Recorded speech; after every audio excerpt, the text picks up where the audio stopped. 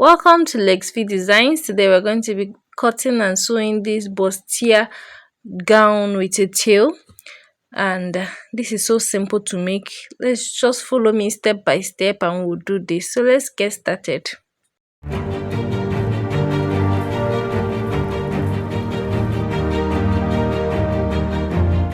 First, I have to measure out 30 inches for the front part of this dress, and I got this 30 inches by dividing my bust into two, my bust of 40 into 2, which gave me 20.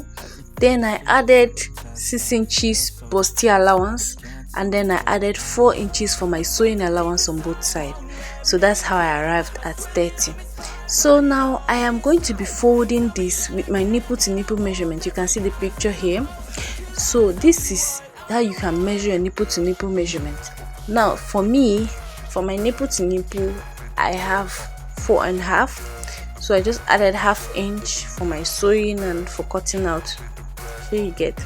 So right now, don't forget that I'm cutting the neck together with this, but see, I'm not cutting it differently. Okay, so I marked 5 for my neck depth, then I marked 10 for my shoulder to upper bust, then 14 for my shoulder to under bust. Okay, so I'm just ruling it out this way. Now towards this end, look at the side that I am marking this 1.5 inches on. I'm marking it on this other side, so I'm going to use my rule to meet up 1.5 and then curve it up. Okay, so I'm just going to measure this 1.5 this way, rule it this way from the waist to my under bust measurement. Then I will now curve it. You can use your free hand, but to curve it, I'm marking out my exact nipple to nipple measurement. So I am marking it out. Don't forget that my nipple to nipple measurement is 4, then plus half inch for my sewing allowance. Okay, so this is what I did now. So I measured it up, and towards the upside I used 4 inches instead of using 4.5. Now I am curving out my neckline. I'm using 5 for my neck width and neck depth. Okay, so you can connect this upward or downward and that neckline. So I'm just using my tape to ensure that I have the exact point. Now I'm marking my armhole. Now this armhole will be changed when I'm done. In fact, this armhole is going to be altered. It's even best not to mark the armhole at this point, but for the purpose of this video, I'm just marking the armhole so that we can just get started. So I'm just making sure that I have my exact measurement, and then I cut it out. So this is how it looks. Now we're just going to get right into the main work. So I'm going to use a breast cup for this. So before that, we're going to be cutting the back, because this one we cut is just for the front.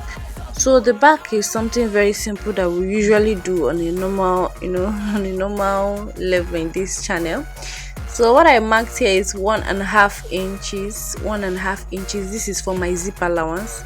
Now I marked the line so that I can secure it out. Now don't forget that for my neck width I used 5 inches in the front. So for the back I also used 5 inches for my neck width, and for my neck depth I used 3. Now I'm going ahead to mark my shoulder. My shoulder is 8 and my armhole 8. So I'll just go ahead and roll it and then curve it. This is a very simple thing that we've done over and over again. Please, if you have not watched or seen these videos, please go back and check out these videos on my channel. They are there for you, okay? And they're very simple to understand. Okay, so I'm just going ahead to mark my bust measurement and then my waist measurement. This is plus the allowances, so please don't forget to put your allowance at every point where you are cutting out your fabric. Just always ensure that you have an allowance there.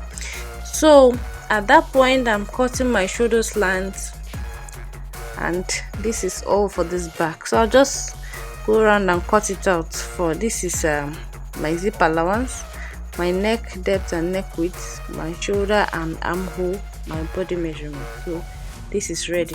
So I'm just notching to know where my zip allowance starts from, so when I get to my machine, I don't just start wondering.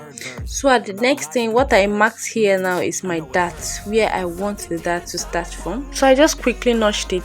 Now for the lower part of this dress, I'm going to be marking my waist measurement, and what I have there is 8.5 plus 2 inches from my plus my allowances. Then I went down to mark my hip measurement plus my allowances as well. Then I'm just going to rule it out. Now before that, I just want to make emphasis on some points in this dress. Now from my, that the upper part of the dress, we are already done with it. For that upper part, what I had there was about 17 inches for that upper part of my dress. So that means that I have already removed 17 inches from the length of this whole dress. Okay, now from my waist, look at the way I'm going to remove this 17 inches. This means that that's the upper part. So I just marked from that 17 to 24 was where I met my hip, and that's practically about 7 inches. Now I am marking 19 for my nail, the circumference around my nail.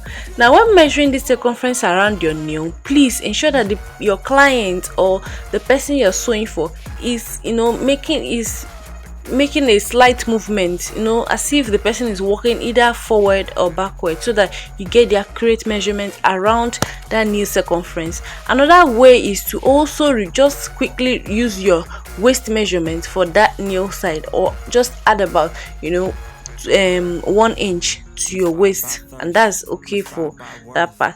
So the next thing is that I'm connecting the lines, the marked lines, and then from this point I will slant.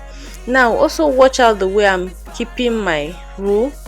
This rule now, I'm not keeping it to the tip of this dress, I'm shifting it. I just watch the way I'll shift it out a bit. Okay, now anyway, I can't say that this is optional, but for it to be very fine, you have to kind of shift it out like this. Okay, so I just curved here a bit, and that's practically all for this lower part of this dress. I'm just notching the part where I want to add the tail from. Okay, I want to add the tail to this dress, so I am quickly going to cut it out now. So while I'm cutting this out, if you're here to subscribe to my YouTube channel, kindly subscribe and turn on your notification bell so you'll be notified every time I upload a video. Thank you. So look at that lower part. I'm just going to cut this out now right here before you, so you see how it looks. So this is it. Now this is for the upper part of this dress. I'm cutting out the breast cup. Now look at the way I'm going to be putting this or joining this to the dress. Now I started from that lower part. I was even supposed to have notched it so that it's very clear to you, but look at the way I added this breast cup. Now I've already made a video on how to sew a breast cup to a dress. I will leave this link in the description box so you can also watch it out. We have done this video before, so this is it. I'm just trying to join these sides together. I will join the one for this side, and then I also join this part together. This is after you have already added your breast cup. Now don't forget that you sew straight from here then before you curve. So I'll just do that now. So this is how it looks after you have already joined your breast cup to your dress. Okay, and you have to join the back as well. So the back, I already put my dart on one side. Now ensure that when you're putting your dart, you don't just put it on the fabric. Join your dart to your lining, so whenever you're wearing the clothes, the lining doesn't shift. I don't know if you have seen a dress shift from a lining. So this is the cause. Okay, so this is me joining the lower part of this dress to the upper part of this dress. Okay, so you have to notch the midpoint so that you can have an accurate joining. So this is the lower part of the back, the back of the lower part of the dress. So I will also do the same thing, joining them differently, then put the zip for the back, and then joining the back, and then before I can bring the back and the front together. Okay, just make sure that you join this very well. So you can join with 1/2 inch, and that's it. Now for my tail. Okay, for this tail I have this on fold. As if you want to cut a peplum, you will just keep this like this in a triangular form, then measure. There was a time I notched. From that point I notched, I'm measuring the length of this gown so that I can know how much I want for my tail. Now I already marked about 25 inches for my front. I measured around that fabric, 25 inches, but I want this tail to be at least 5 inches longer than the normal dress. It can vary. Some people do 10 inches, some people do 20 inches, some people still do the same length with their dress. It depends on what you want. Okay, so I did it this way, and then I cut it out like a peplum. I'll turn this over with a lining and then join it to the fabric. So this is the back. I have already added my zip and joined it. I also stitched up with a slanted line, and then where I left to attach my look at the point where I even notched.